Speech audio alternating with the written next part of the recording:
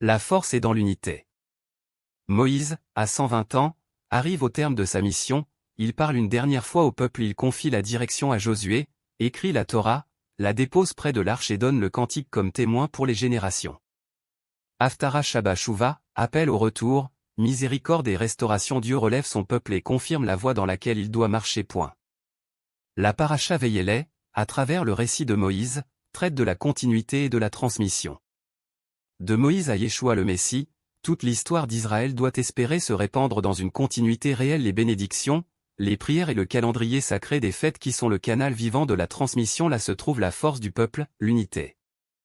La Torah se transmet par des gestes qui reviennent, des paroles qui se répètent, des rites qui rassemblent sens et repères. On oublie, avec eux, on se réinscrit chaque année dans l'alliance. On recommence dans un esprit de force qui donne envie de continuer. Dans ce court passage, tout respire la continuité. Moïse n'appelle pas à une curiosité intellectuelle, mais à une fidélité entière. On n'a pas à tout comprendre, on a à obéir par la foi. C'est le fil rouge de la paracha, l'alliance est plus solide que nos explications, plus vaste que nos analyses. La désignation de Josué n'est pas un simple changement de chef, elle manifeste que la promesse ne s'arrête pas là, elle annonce la continuité par le Messie Yeshua.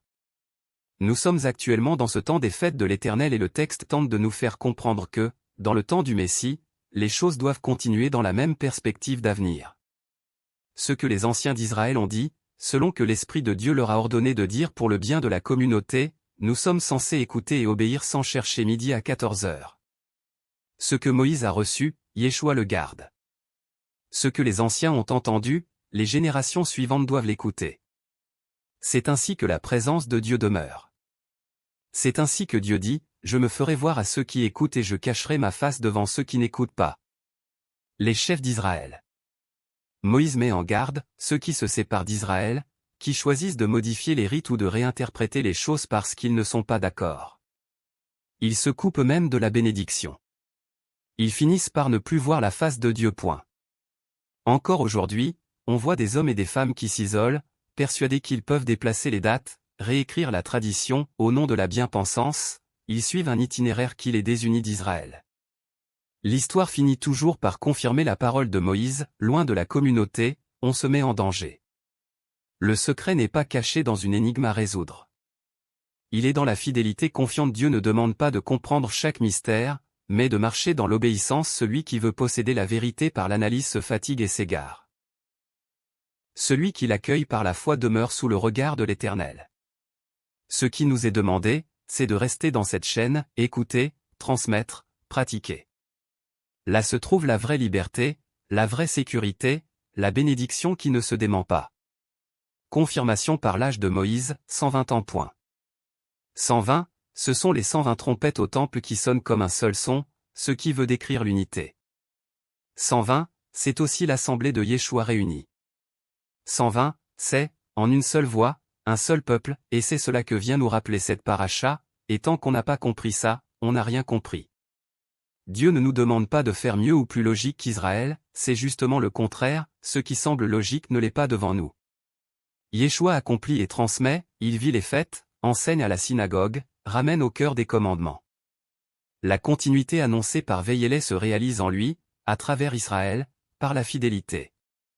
Ne faisons pas les fêtes de l'Éternel à notre façon, déconnectés des grands décisionnaires et des usages d'Israël.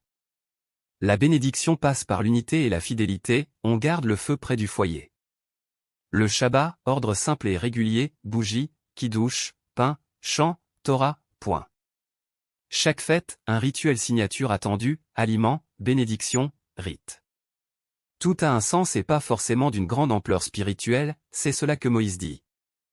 Les choses qui marquent notre vie sont des moments vécus, des moments de l'enfance, des moments forts qui s'inscrivent dans notre conscience. Parmi les croyants, on constate ce grand désarroi, un déséquilibre qui désunit, qui sépare d'Israël. Mais il faut regarder les choses avec des lunettes prophétiques qui ouvrent le champ de vision dans une perspective de continuité sans relâche. Nous savons que Rosh Hashanah, c'est la fête du chauffard, mais pas que. Il y a une certaine tradition qui sait aussi que, pour survivre dans une continuité, il faut donner l'envie et la volonté de continuer, en offrant des moments de joie pour garder l'envie de faire la fête. C'est pourquoi on stimule la tradition dans une unité absolue, en gardant des pratiques secondaires mais permissives, qui, au fond, sera la clé de la transmission. Ainsi, Pomme-Miel, vœux pour l'année donnent de l'enthousiasme. Pessa, nuit du sacrifice, mais aussi le CD, la lecture du passage de l'Exode.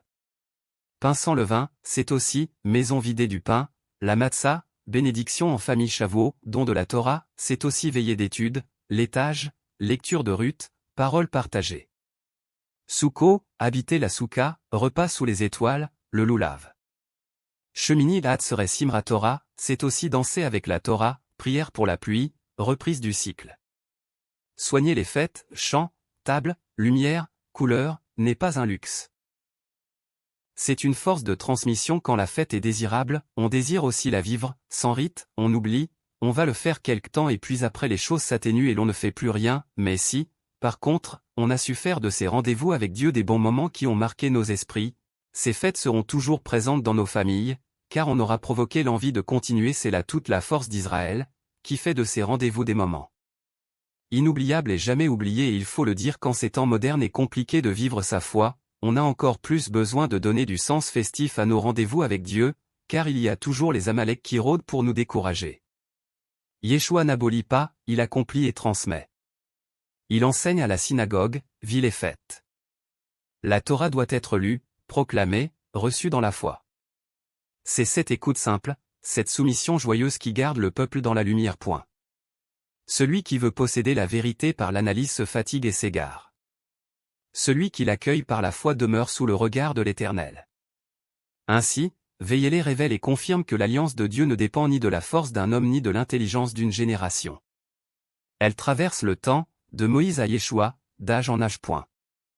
Dieu cache sa face à ceux qui se détachent d'Israël, mais il se fait voir à ceux qui s'accrochent à Israël.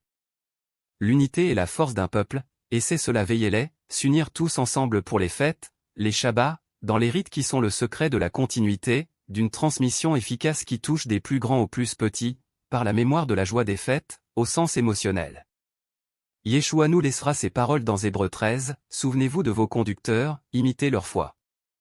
Yeshua le Messie, le même hier, aujourd'hui et éternellement.